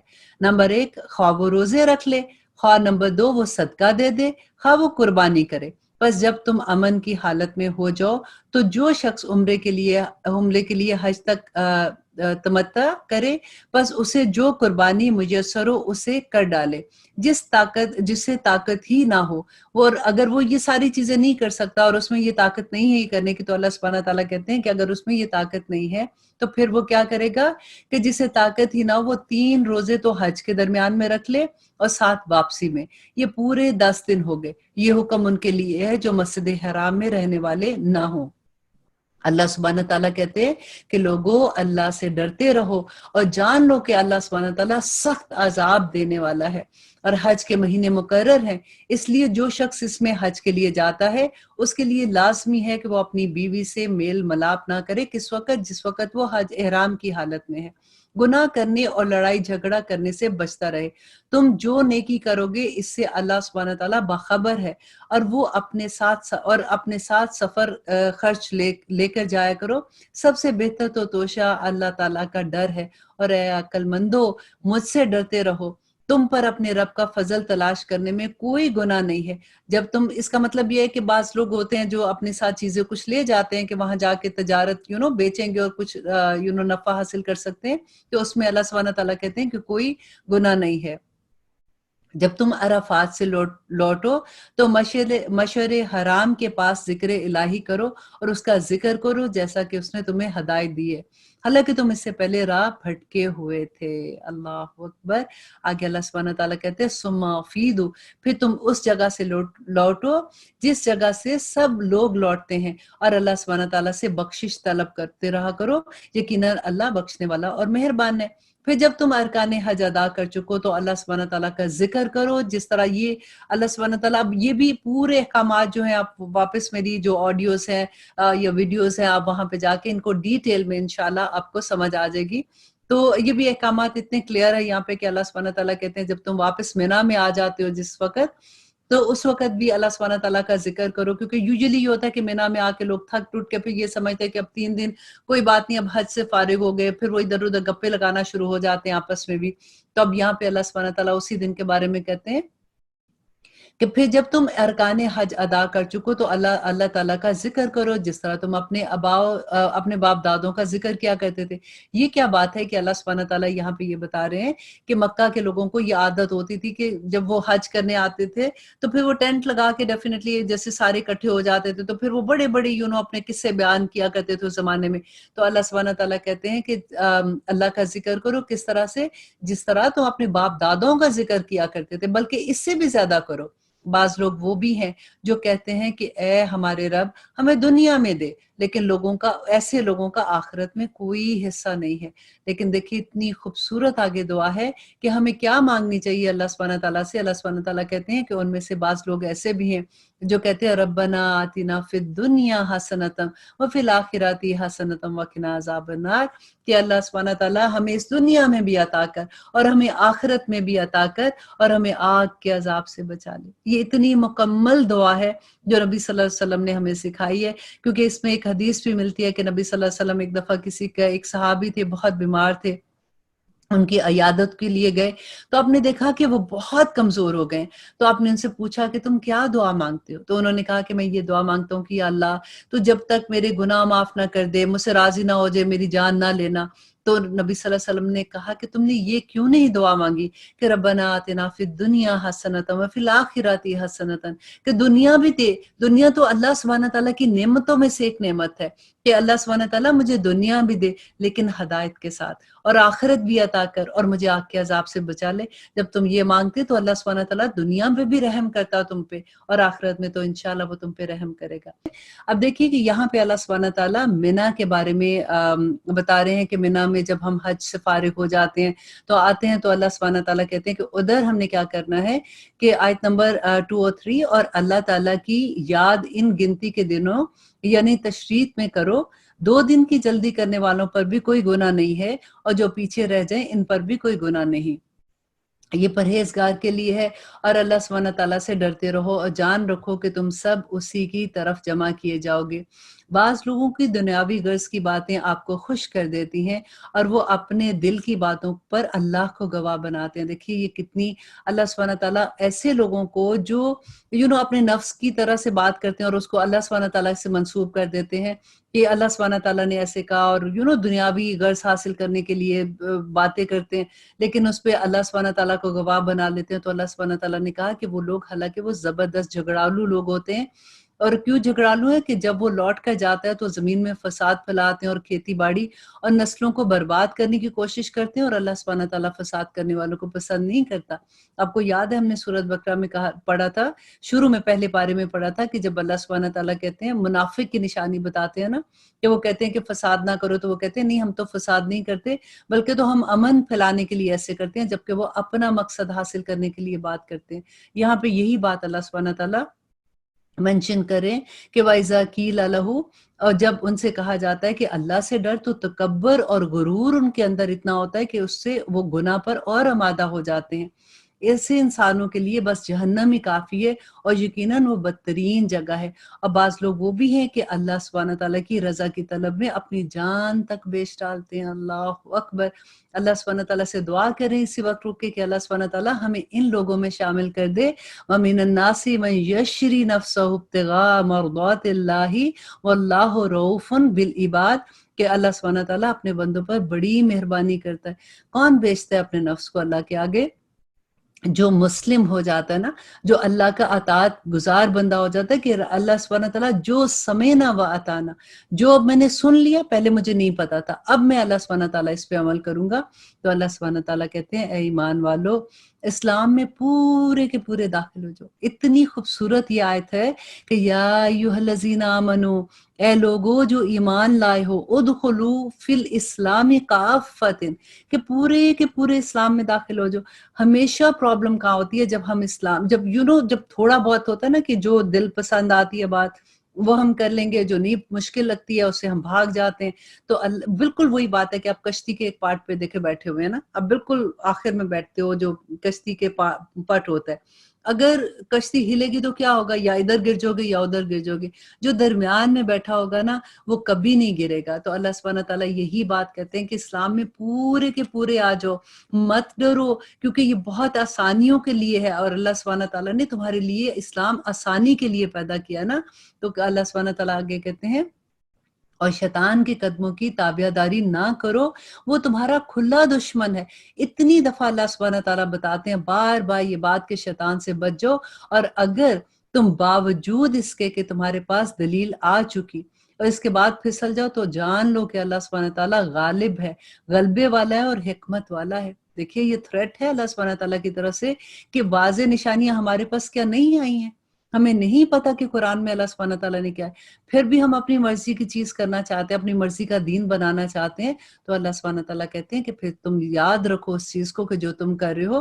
کیا لوگوں کو اس بات کا انتظار ہے کہ ان کے پاس خود اللہ سبحانہ تعالیٰ ابر کے سو میں آ جائے اور فرشتے بھی ان کا کام اتنا، فرشتے بھی آ جائیں اور کام انتہا تک پہنچا دیا جائے؟ اللہ ہی کی طرف تمام کام لوٹائے جائیں گے. اے بنی اسرائیل، اللہ سبحانہ تعالیٰ بار بار دیکھیں ان کا ذکر کر کے کہتے ہیں، کیونکہ اللہ سبحانہ تعالیٰ نے بتایا تھا کہ انی فضلتکم علی العالمین، کہ ان کو تمام جہانوں پر فضیلت دی تھی. اتنا ان کو بڑا مقام دیا تھا، جب انہوں نے اللہ کی بات نہیں مانی تو پھر ان کا وہی منصب مسلمانوں کو دے دیا گیا. تو آج ہم کیا کر رہے ہیں؟ اب دیکھیے اللہ سبحانہ تعالیٰ کہتی ہیں کہ پوچھئے بنی اسرائیل سے کہ ہم نے انہیں کس قدر روشن نشانیاں عطا فرمائی تھی. اور جو شخص اللہ تعالیٰ کی نعمتوں کو اپنے پاس پہنچ جانے کے بعد بدل ڈالے، وہ جان لے کہ اللہ سبحانہ تعالیٰ بھی سخت عذاب دینے والا ہے. کافروں کے لیے دنیا کی زندگی خوب زینت والی بنا دی گئی. دیکھیے کہ دنیا کی زندگی، کیونکہ ان کو دنیا ہی چاہیے نا، ان کو تو آخرت کا انتظار ہی نہیں ہے. تو اللہ سبحانہ تعالیٰ کہتے ہیں کہ ان کے لیے خوب زینت دار بنا دی گئی. وہ ایمان والوں کی ہنسی مذاق اڑاتے ہیں کہ دیکھو ذرا اس نے کیسے اپنے آپ کا حلیہ بنایا ہوا ہے، کیسے اس نے اپنے آپ کو کور کر کے جاتی ہے، اس کو تو فیشن کا ہی نہیں پتا، اس کو تو لائف سٹائل ہی گزارنے کا اس کا دیکھو کتنا خراب ہے. تو ایسے ہنسی مذاق اڑاتے ہیں. حالانکہ پرہیزگار لوگ قیامت کے دن ان سے اعلیٰ درجوں پر ہوں گے. اللہ تعالیٰ جسے چاہتا ہے بے حساب رزق عطا کرتا ہے. دراصل لوگ ایک ہی گروہ تھے. اللہ تعالیٰ نے نبیوں کو خوشخبریاں دینے اور ڈرانے والا بنا کر بھیجا، اور ان کے ساتھ سچی کتابیں نازل فرمائی تاکہ لوگوں کو ہر اختلافی امر کا فیصلہ مل جائے، اور صرف انہی لوگوں نے جنہیں کتاب دی گئی تھی اپنے پاس دلائل آ جانے کے بعد آپس میں بغض اور اناد کی وجہ سے اس میں اختلاف کیا۔ اس لیے اللہ سبحانہ تعالیٰ کہتے ہیں کہ اللہ پاک نے ایمان والوں کی اس اختلاف میں بھی حق کی طرف اپنی مشیت سے رہبری کی۔ کون لوگ تھے؟ جو متقی لوگ ہیں، جو پرہیزگار لوگ ہیں۔ حالانکہ دنیا میں کتنا فساد ہے، اس کے باوجود بھی اللہ سبحانہ تعالیٰ کہتے ہیں جو میرے راستے پہ چلنے کے لیے تیار ہو جاتا ہے، اللہ سبحانہ تعالیٰ اس کو راستہ دکھا دیتے ہیں۔ اور اس کے بعد اللہ سبحانہ تعالیٰ کہتے ہیں اور اللہ جسے چاہتا ہے سیدھی راہ کی طرف راہبری کرتا ہے۔ کیا تم یہ گمان کر بیٹھے ہو کہ جنت میں یوں ہی داخل ہو جاؤ گے؟ یہ دیکھیے اس آیت کو غور سے پڑھیے کہ اللہ سبحانہ تعالیٰ جیسے ہوتا ہے نا کہ حیرت ہوتی ہے کہ ام حسبتم ان تدخلوا الجنہ، کیا تم نے یوں ہی گمان کر لیا کہ تم جنت میں چلے جاؤ گے؟ کیا جنت اتنی سستی اور اتنی آسانی سے ملنے والی ہے؟ کیا تم یہ گمان کر بیٹھے ہو کہ جنت میں یوں ہی چلے جاؤ گے؟ حالانکہ اب تک تم پر وہ حالات نہیں آئے جو تم سے اگلے لوگوں پر آئے تھے۔ انہیں بیماریاں اور مصیبتیں پہنچی، وہ یہاں تک جھنجھوڑ مارے گئے کہ رسول اور اس کے ساتھ ایمان والے کہہ اٹھے کہ اللہ آخر تیری مدد کب آئے گی؟ دیکھیے رسول ان کے اندر تھے، اور یہ نہیں تھا کہ اب دعا کرنے والا کون ہے اور کیسے ہماری دعا، تو ہم تو گناہ گار، دعا قبول نہیں ہو رہی۔ اللہ سبحانہ تعالیٰ کہہ رہے ہیں کہ رسول انہیں ایسے جھنجھوڑا گیا کہ رسول اور ان کے ساتھ ایمان والے کہہ اٹھے کہ اللہ تیری مدد کب آئے گی؟ اور اللہ سبحانہ تعالیٰ کہتے ہیں سن رکھو، خبردار، اللہ کی مدد قریب ہی ہے۔ آپ سے پوچھتے ہیں لوگ کہ کیا خرچ کرے، دیکھیں یہ کیسے لوگ تھے۔ صحابہ پوچھتے ہیں کہ آپ یہ بتائیے کہ ہم خرچ کدھر کریں۔ ہم جیسے لوگ کہتے ہیں کہ پہلے یہ بتائیں کہ ہم نے سیو کتنا کرنا ہے، کیسے سیو کریں، اپنے گھر کو کیسے بچا کے رکھیں۔ اب وہ پوچھتے ہیں کہ کیا خرچ کریں، تو اللہ سبحانہ تعالیٰ کیا جواب دے رہے ہیں ان کو؟ آپ کہہ دیجئے، اے نبی ان کو بتا دیجئے کہ جو مال تم خرچ کرو وہ ماں باپ کے لیے اور رشتہ داروں، یتیموں، مسکینوں، مسافروں کے لیے ہے۔ ابھی لسٹ ختم نہیں ہوئی، آگے دیکھیے اللہ سبحانہ تعالیٰ کہتے ہیں اور تم جو کچھ بھلائی کرو گے اللہ سبحانہ تعالیٰ اس کا علم رکھتا ہے۔ اور اس کے بعد اللہ سبحانہ تعالیٰ کہتے ہیں تم پر جہاد فرض کیا گیا، وہ تمہیں دشوار معلوم ہوتا ہے، ممکن ہے کہ تم کسی چیز کو برا جانو اور دراصل وہی تمہارے لیے بھلی ہو، اور یہ بھی ممکن ہے کہ تم کسی چیز کو اچھا سمجھو حالانکہ وہ تمہارے لیے بری ہو۔ حقیقی علم اللہ سبحانہ تعالیٰ کو ہے، تم محض بے خبر ہو۔ لوگ آپ سے حرمت والے مہینوں میں لڑائی کے بارے میں سوال کرتے ہیں، آپ کہہ دیجئے کہ اس میں لڑائی کرنا بڑا گناہ ہے، لیکن اللہ کے راہ سے روکنا، اس کے ساتھ کفر کرنا اور مسجد حرام سے روکنا اور وہاں کے رہنے والوں کو وہاں سے نکالنا اللہ کے نزدیک اس سے بھی بڑا گناہ ہے۔ یہ فتنہ قتل سے بھی بڑا ہے۔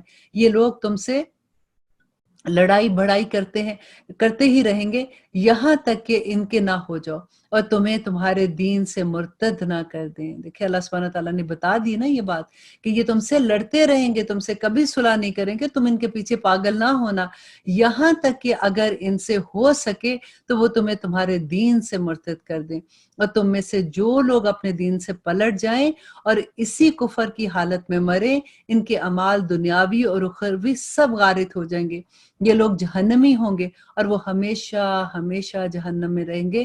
ان الذین آمنوا والذین ہاجروا وجاہدوا فی سبیل اللہ، البتہ ایمان لانے والے، ہجرت کرنے والے، اللہ کی راہ میں جہاد کرنے والے ہی رحمت الہی کے امیدوار ہیں۔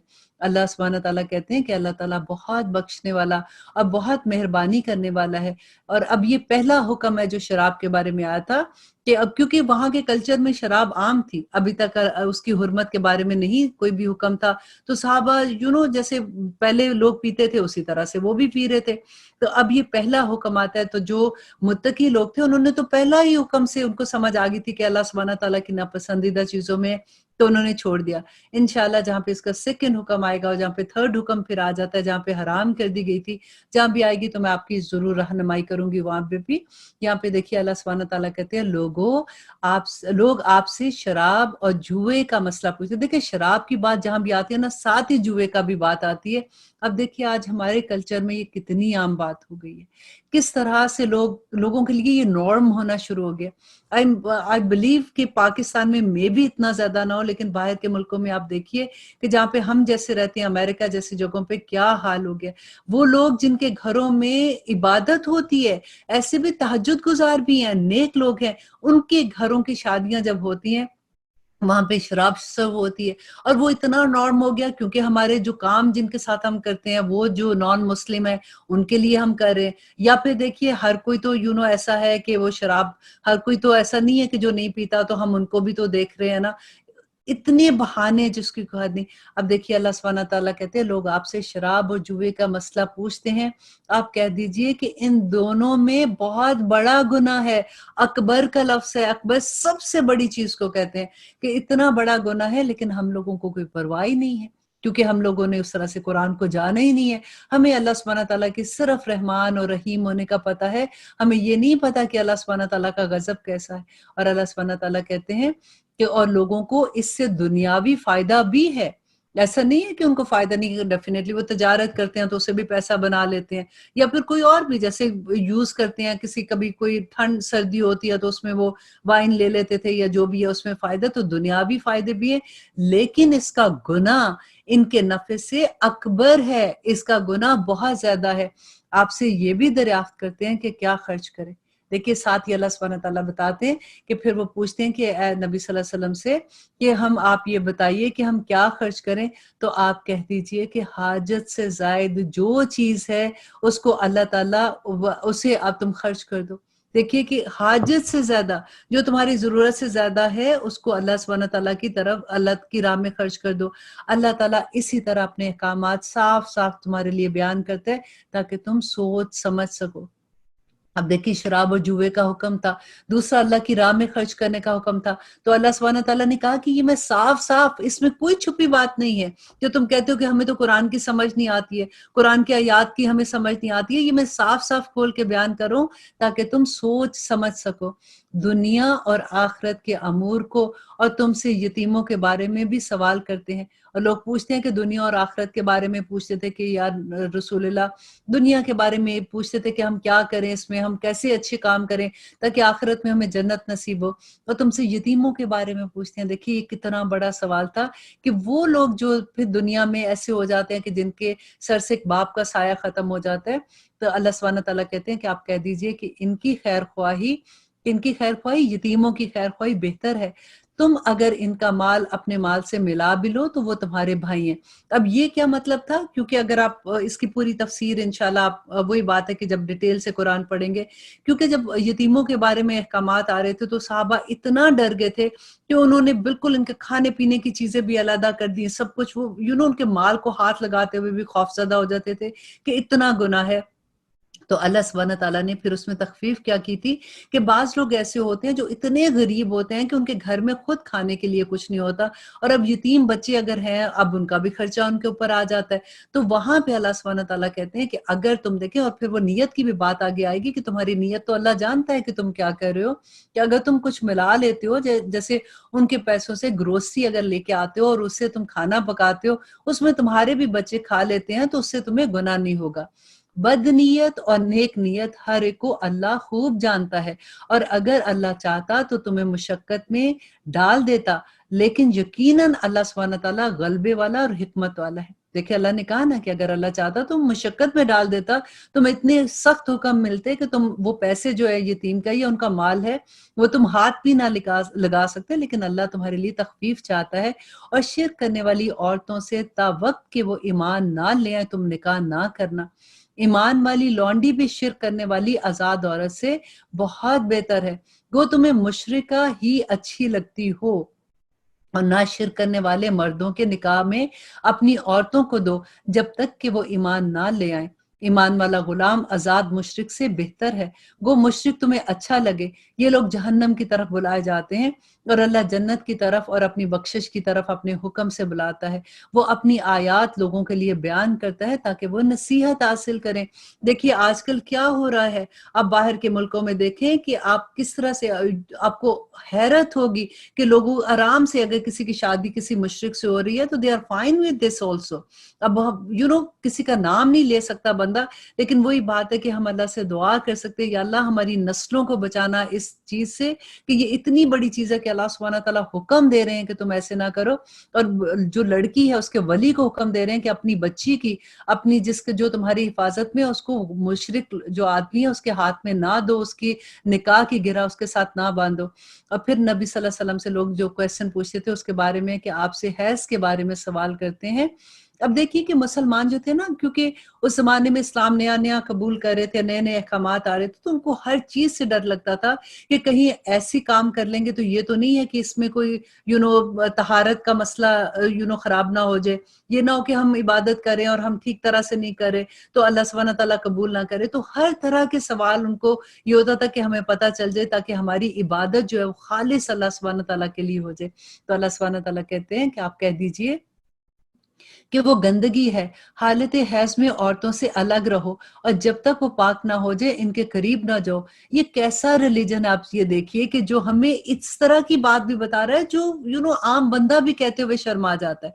अल्लाह सुब्हानहू तआला ने खोल कर एक-एक चीज़ बयान कर दी कि हाँ, जब वो पाक हो जाए तो उनके पास जाओ, जहाँ से अल्लाह ने तुम्हें इजाज़त दी है। जहाँ से अल्लाह सुब्हानहू तआला ने तुम्हें इजाज़त दी है, अल्लाह तौबा करने वालों को और पाक रहने वालों को पसंद करता है।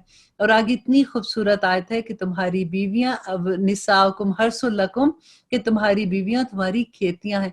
आप कभी किसी किसान से पूछ के देखें कि कितनी मोहब्बत उसको खेती से होती है, कि उसकी जान, उसकी रूह, उसका सब कुछ उस खेती में लगा होता है, क्योंकि उसकी जो फसल उगनी होती है उससे फिर वो एक कोंपल निकलती है तो उसकी खुशी की इंतहा होती है। वो दिन रात मेहनत करता है, उसकी हिफाजतें कैसे करता है। तो अल्लाह सुब्हानहू तआला ने वही एग्जाम्पल दे दी कि देखो तुम्हारी औरतें तुम्हारी खेतियों की तरह, उनको इतनी वो नाजुक मिजाज होती है कि उनकी इसी तरह से तुमने हिफाजत करनी है, और अपनी खेतियों में जिस तरह चाहो आओ और जाओ, और अपने लिए नेक अमाल आगे भेजो, अपने लिए नेक अमाल आगे भेजो, और अल्लाह ताला से डरते रहा करो, और जान रखो कि तुम इससे मिलने वाले हो, और ईमान वालों को खुशखबरियां सुना दो। और अल्लाह ताला को अपनी कस्मों का इस तरह निशाना ना बनाओ कि भलाई और परहेजगारी और लोगों के दरमियान की इस्लाह को छोड़ बैठो। अल्लाह सुब्हानहू तआला सुनने वाला और जानने वाला है।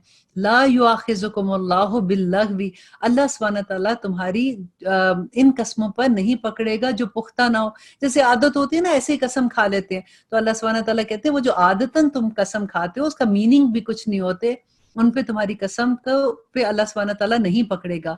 हाँ, उसकी पकड़ उस चीज पर है जो तुम्हारे दिल का फेल होगा। तुम जानबूझकर, तुम्हें पता है कि तुम झूठ बोल रहे हो और तुम अल्लाह की कसम खा के कहते हो कि ये बात मैंने नहीं की, तो अल्लाह सुब्हानहू तआला तुम्हारी पकड़ करेगा। अल्लाह ताला बख्शने वाला और बुर्दबार है। और जो लोग अपनी बीवियों से ताल्लुक ना रखने की कसम खाएं, ये ईला के बारे में बात हो रही है कि ना रखने की कसम खा लेते हैं, इनके लिए 4 महीने की मुद्दत है। अल्लाह सुब्हानहू तआला ने वक्त मुकर्रर कर दिया कि अगर वो कसम खाते हैं कि हमने अपनी बीवी से बात नहीं करनी और 4 महीने गुजर जाते हैं, तो फिर उनका फिर क्या होगा, ये आगे बात हो रही है कि उनके लिए 4 महीने की मुद्दत है। फिर अगर वो लौट आए तो अल्लाह सुब्हानहू तआला भी बख्शने वाला और मेहरबान है, कि अगर वो सुलह कर लेते हैं, वो कहते हैं ठीक है हमसे गलती होगी, अब ठीक है जो भी है आपस में सुलह हो गई, तो अल्लाह सुब्हानहू तआला कहते हैं वापस आ जाते हैं तो कोई बात नहीं। और अगर 4 महीने से ज्यादा वक्त लग जाता है, और अगर उनका इरादा कसद जो है उनका तलाक ही का कसद कर ले, तो अल्लाह सुब्हानहू तआला सुनने वाला और जानने वाला है। अब आगे अल्लाह सुब्हानहू तआला तलाक के बारे में बताते हैं कि तलाक वाली औरतें अपने आप को 3 हैज तक रोके रखें। इन्हें हलाल नहीं कि अल्लाह ने इनके रहम में जो पैदा किया उसे छुपाएं। यहाँ पे अल्लाह सुब्हानहू तआला ये बताना चाह रहे हैं कि अगर औरत प्रेग्नेंट है, तो अगर उसका खावंद उसको तलाक दे रहा है तो उसको अपने खावंद को बताना चाहिए। बाज़ दफा होता है कि औरतें अपने खावंद से छुपा लेती हैं कि अगर हमने बताया तो ये ना हो कि बच्चा ले ले या कुछ करे, तो यहाँ पे अल्लाह सुब्हानहू तआला कहते हैं कि उनको बताना चाहिए खावंद को। अगर इन्हें अल्लाह ताला पर और क़यामत के दिन पर ईमान है, इनके खावंद इस मुद्दत में इन्हें लौटा लेने का पूरा हक रखते हैं, अगर इनका इरादा इस्लाह का हो। ऐसा नहीं तंग करने के लिए नहीं, उसमें शर्त क्या है कि इस्लाह का इरादा हो। और औरतों के भी वैसे ही हक हैं जिस तरह मर्दों के हैं, अच्छाई के साथ। हाँ, मर्दों को औरतों पर फजीलत है, और अल्लाह सुब्हानहू तआला गालिब है, हिकमत वाला है। देखिए ये जो एक आयत है ना कि मर्दों को औरत पर फजीलत है, इसकी भी डिटेल इंशाल्लाह, जैसे मैंने आपको कहा कि जब आप तफसील के साथ इसको पढ़ेंगे ना आयत को, तो आपको बहुत अच्छा लगेगा कि उसकी रीजन भी समझ आएगी कि अल्लाह सुब्हानहू तआला ने क्यों मर्दों को फजीलत दी है। अब ये है कि ये तलाक जो अल्लाह सुब्हानहू तआला कहते हैं, ये तलाक के 2 मर्तबा है।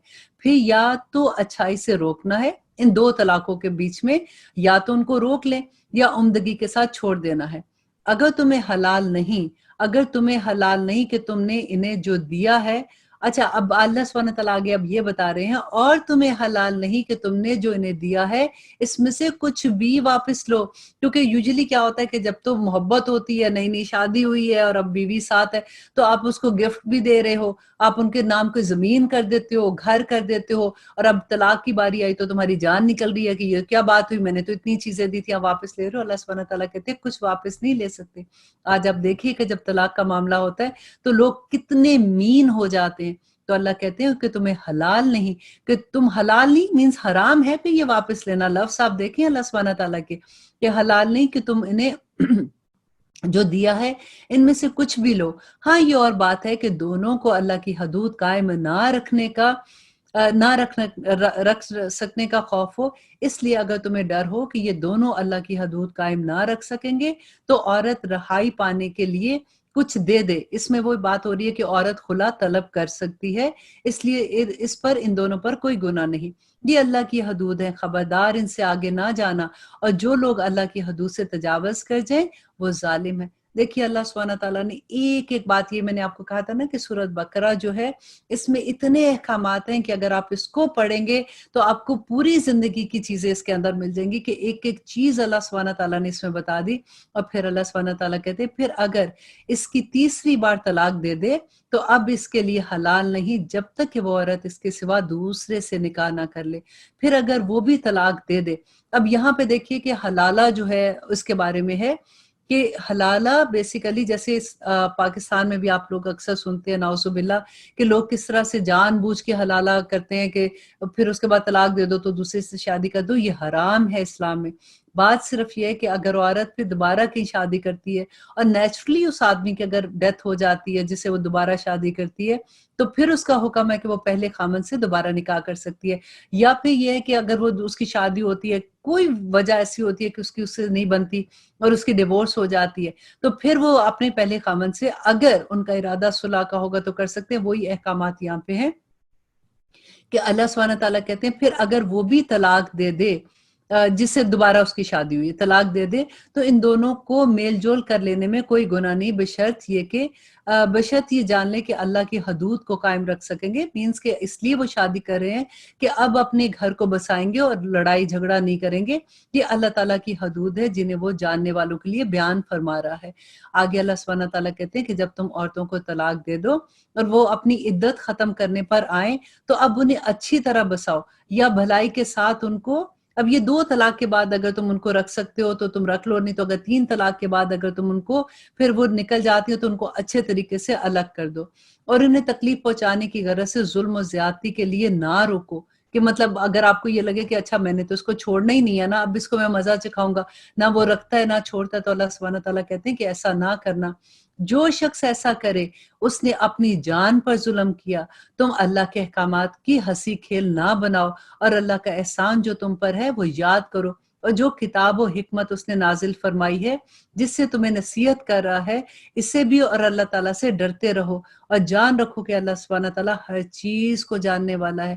وَإِذَا طَلَّقْتُمُ النِّسَاءَ، اور جب تم اپنی عورتوں کو طلاق دے دو اور وہ اپنی عدت پوری کر لیں تو انہیں ان کے خامن سے نکاح کرنے سے نہ روکو۔ مینز کہ وہ دوسرے ہسبینڈ سے جس سے بھی وہ دوبارہ نکاح کر رہی ہے، یہ بیسیکلی اللہ سبحانہ تعالیٰ ان کے جو گھر والے ہیں، جو اس کے حاکم بن جاتا ہے نا، پھر اس کا باپ ہے، بھائی ہے، جو بھی ہے، ان کو یہ کہا جا رہا ہے کہ پھر اگر وہ نکاح کرنا چاہیں تو ان کو نہ روکو جبکہ وہ آپس میں دستور کے مطابق رضامند ہو۔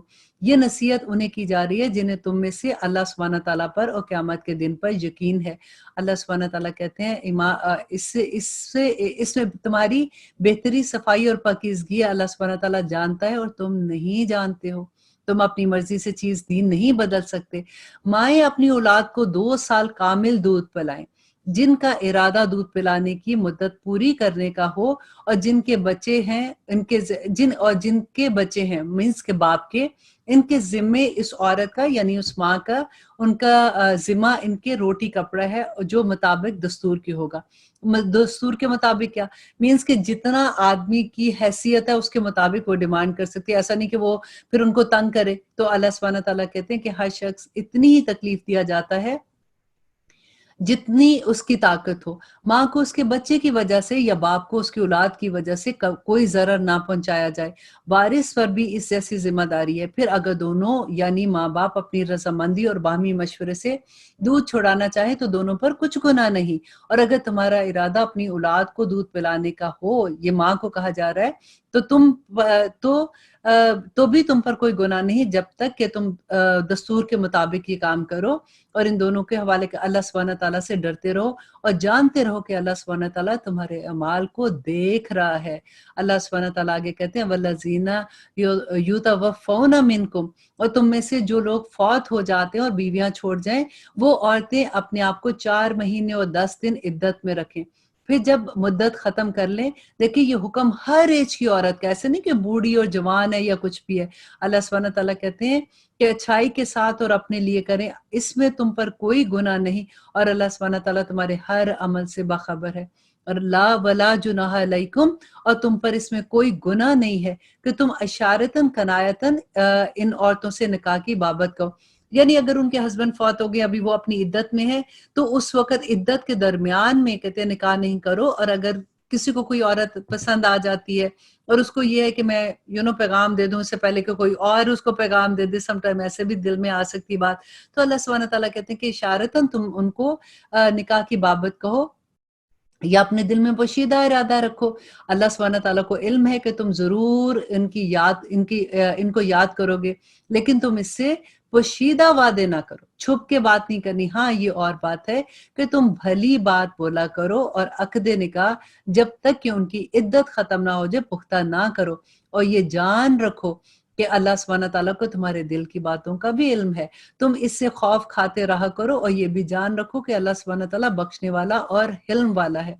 اگر تم عورتوں کو بغیر ہاتھ لگائے اور بغیر مہر مقرر کیے طلاق دے دو، اب دیکھیے ہر طرح کا سینیریو ہو سکتا ہے نا، تو اللہ سبحانہ تعالیٰ نے اتنی ڈیٹیل میں ان چیزوں کے بارے میں بتایا کہ اگر نکاح ہو جاتا ہے، کئی دفعہ ہوتا ہے کہ فون پہ نکاح ہو جاتا ہے، دوسرے ملک میں عورت ہے، تو اگر تم عورتوں کو بغیر ہاتھ لگائے اور بغیر مہر مقرر کیے طلاق دے دو تو بھی تم پر کوئی گناہ نہیں، ہاں انہیں کچھ نہ کچھ فائدہ ضرور دو، خوشحال اپنے اندازے سے اور تنگ دست اپنی طاقت کے مطابق دستور کے مطابق اچھا فائدہ دے، بھلائی کرنے والوں پر یہ لازم ہے۔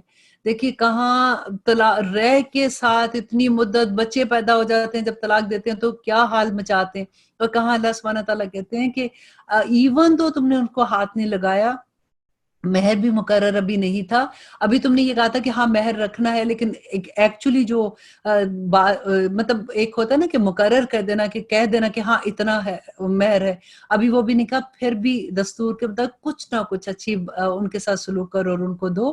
اگر تم عورتوں کو بغیر ہاتھ لگائے اور بغیر مہر کے طلاق دے دیتے ہو، دیکھیے اللہ سبحانہ تعالیٰ کیسے بات کرتے ہیں، اور اگر تم عورتوں کو اس سے پہلے طلاق دے دو کہ تم نے انہیں ہاتھ لگایا ہو اور تم نے ان کا مہر بھی مقرر کر دیا، تو پھر کیا کرنا ہے کہ مہر جو مقرر کیا ہوا ہے اس میں آدھا مہر دینا ہوگا۔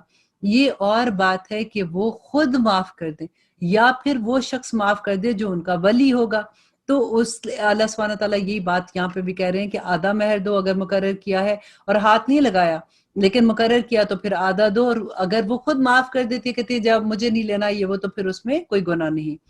تمہارا معاف کر دینا تقویٰ سے بہت نزدیک ہے، اور آپس کی فضیلت اور بزرگی کو فراموش نہ کرو، یقیناً اللہ سبحانہ تعالیٰ تمہارے اعمال دیکھ رہا ہے۔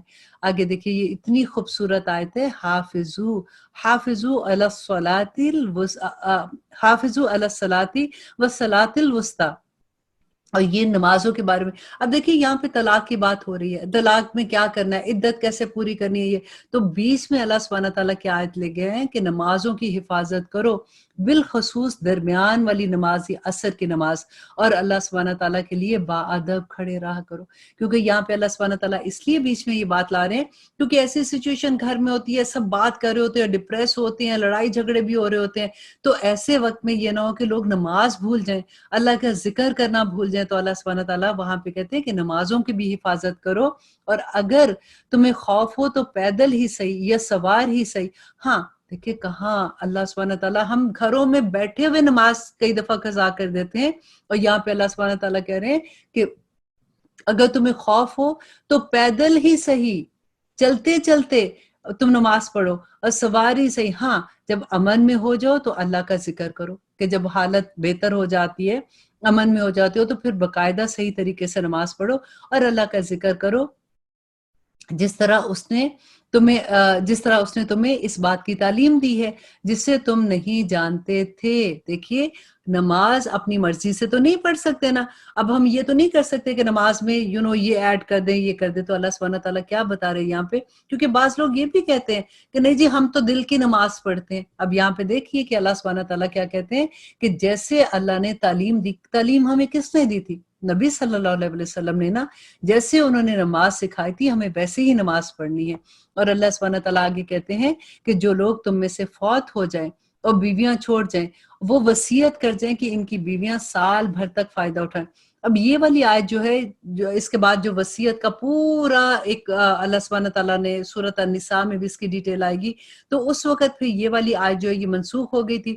اس سے پہلے یہ آیت تھی جب تک شروع میں جب ابھی مدینہ میں لوگ تھے اور اس وقت تک خاندان نہیں پورا بنا تھا، اور اس وقت تک بیوی بچے سب کے پاس ایسا تھا کہ کوئی اولاد نہیں ہے، یا ماں باپ، اور اس طرح سے، کیونکہ ہجرت جب کی تھی تو کسی نے اکیلے کی، کسی نے فیملی کے ساتھ کی، اور زیادہ تر لوگ وہ تھے جن کے کسی کے بچے ادھر رہ گئے تھے، کسی کے فیملی کے لوگ ادھر رہ گئے تھے، تو ابھی تک ایک پورا خاندان اکٹھا نہیں ہوا تھا نا، تو اس وقت کے احکامات ساتھ ساتھ جو منسوخ ہو رہے تھے، تو اس وقت اللہ سبحانہ تعالیٰ نے پہلے کہا کہ جو بیویاں چھوڑ جائیں انہیں 1 سال تک وہ اسی گھر میں جہاں رہیں جہاں خامند کے ساتھ وہ رہتی تھی، انہیں کوئی نہ نکالے۔ ہاں اگر وہ خود نکل جانا چاہیں تو تم پر اس میں کوئی گناہ نہیں، جو وہ اپنے لیے اچھائی سے کرے، جیسے خود ہی سے اگر وہ جانا چاہتی ہیں اپنے ماں باپ کے پاس اور وہاں پہ جا کے اپنا فیصلہ وہ خود کرنا چاہتی ہیں آگے زندگی کا، تو اللہ سبحانہ تعالیٰ کہتے ہیں کہ اس میں کوئی گناہ نہیں ہے، اللہ سبحانہ تعالیٰ غالب اور حکمت والا ہے۔ طلاق والیوں کو اچھی طرح فائدہ دینا پرہیزگاروں پر لازم ہے، مینس کہ اگر جب طلاق بھی ہوتی ہے تو پھر ان کو اچھے سے فائدہ دے کے ان کو گھر سے نکالو۔ اللہ سبحانہ تعالیٰ کہتے ہیں کہ اللہ تعالیٰ اسی طرح اپنی آیات تم پر ظاہر فرما رہا ہے تاکہ تم سمجھو، کیا تم نے انہیں نہیں دیکھا جو ہزاروں کی تعداد میں تھے اور موت کے ڈر کے مارے اپنے گھروں سے نکل گئے۔ یہ اللہ سبحانہ تعالیٰ ایک ایگزامپل دیتے ہیں کہ موت کے ڈر سے گھر میں سے نکل گئے، تو اللہ سبحانہ تعالیٰ نے انہیں فرمایا کہ مر جاؤ، کہ اللہ سبحانہ تعالیٰ نے وہاں پہ موت لے آئے اور وہ سارے مر گئے، پھر ان کو دوبارہ سے زندہ کیا تھا۔ یہ ایک واقعہ بیان ہوتا ہے کہ ان کو زندہ کر کے یہ دکھایا کہ دیکھو تم اللہ سے اللہ کی آیات کو نہیں مانتے، اور تمہیں کیا لگتا ہے کہ تم کہیں سے جاؤ گے تو تم بچ جاؤ گے موت سے، موت تو ہر جگہ آنی ہے۔ تو اللہ سبحانہ تعالیٰ کہتے ہیں کہ بے شک اللہ سبحانہ تعالیٰ لوگوں پر بڑا فضل کرنے والا ہے، لیکن اکثر لوگ ناشکرے ہیں۔ اللہ اکبر۔ اللہ سبحانہ تعالیٰ کے کہتے ہیں کہ اللہ کی راہ میں جہاد کرو اور جان لو کہ اللہ سبحانہ تعالیٰ سنتا جانتا ہے۔ ایسا بھی کوئی ہے جو اللہ کو اچھا قرض دے، بس اللہ سبحانہ تعالیٰ اسے بہت بڑھا چڑھا کر عطا فرمائے گا۔ اللہ ہی تنگیوں کو شادگی والا ہے اور تم سب اسی کی طرف لوٹائے جاؤ گے۔ کیا آپ نے حضرت موسیٰ علیہ السلام کے بعد والی بنی اسرائیل کی جماعت کو نہیں دیکھا، جبکہ انہوں نے اپنے پیغمبروں کے ساتھ کیا کیا تھا کہ ان سے کہا گیا تھا کہ جب انہوں نے اپنے پیغمبر سے کہا کہ ہمارے لیے کوئی بادشاہ بنا دیجئے تاکہ ہم اللہ کی راہ میں جہاد کریں، کیونکہ جہاد کے بارے میں بار بار جو آیات آئیں گی کہ جہاد کوئی چھوٹی بات نہیں تھی۔ اللہ سبحانہ تعالیٰ کی راہ میں نکلنا، اور انسان کو جب یہ پتا ہو کہ میں وہاں جاؤں گا اور واپس نہیں آ سکوں گا، اگر میں واپس آتا ہوں تو ڈیفینیٹلی وہ تو ایک غازی بن کے آتے ہیں، لیکن جس وقت جا رہے ہوتے ہیں دشمن کے مقابلے کی طرف، تو اللہ سبحانہ تعالیٰ پھر اتنی خوبصورت آیات دیتے ہیں۔ اور جہاد صرف یہی نہیں ہے، وہ تو آخری لمحہ آ جاتا ہے نا کہ انسان اپنی جان کا نذرانہ اللہ سبحانہ تعالیٰ کے آگے پیش کر دیتا دیتا ہے اور اللہ سبحانہ تعالیٰ ان کو شہادت کا رتبہ دیتے ہیں. واپس آتے تو غازی بنتے ہیں, اللہ سبحانہ تب بھی ان کو اتنی اجر عطا کرتے ہیں. لیکن اب جہاد دیکھیے, جہاد کا مطلب ہوتا ہے کوشش کرنا. جب انسان اپنے گناہوں کو نکالتے اپنے اندر سے, وہ جہاد کی قسم ہے کہ اپنے گناہوں سے اس کو جہاد کراتا ہے اور نیکیوں کو اپنے اندر لے کے آتا ہے اور اللہ سبحانہ تعالیٰ سے توبہ کرتا ہے, تو وہ بھی وہی راستے پہ ہوتا ہے جو جہاد والے ہوتے ہیں. اس کو بھی وہی اجر ملے گا انشاءاللہ جو اللہ سبحانہ تعالیٰ شہادت والوں کو دیتا ہے. اب اللہ سبحانہ تعالیٰ آگے کہتے ہیں, پیغمبر نے کہا کہ ممکن ہے جہاد فرض ہو جانے کے بعد تم جہاد نہ کرو. انہوں نے کہا بھلا ہم اللہ کی راہ میں جہاد کیوں نہ کریں گے, ہم تو اپنے گھروں سے اجاڑے گئے. یہ اب ایک پوری سٹوری ہے کہ جب ان کو گھروں سے نکالا گیا, انہوں نے کہا کہ دیکھو ہم پہ اتنا ظلم کیا تھا, ہم واپس اپنے گاؤں جانا چاہتے ہیں, گاؤں میں اپنے شہر میں واپس جانا چاہتے ہیں. آپ ہمارے ساتھ کوئی ایسا بندہ کریں کہ جو ہمارے ساتھ جائے اور ہم اپنے شہر کو واپس لیں, ہم اللہ کے راستے میں جہاد کریں گے. اور انہوں نے تو ہم سے ہمارے گھروں کو اجاڑ دیا تھا اور ہمارے بچوں کو ہم سے دور کر دیا تھا. پھر جب ان پہ جہاد فرض ہوا تو سوائے تھوڑے لوگوں کے سب پھر گئے. اللہ سبحانہ تعالیٰ ظالموں کو خوب جانتا ہے. اب دیکھیے بار بار اللہ سبحانہ تعالیٰ کہتے ہیں کہ جو احکامات تھے اللہ سبحانہ تعالیٰ کے, ان سے انکار کرتے تھے.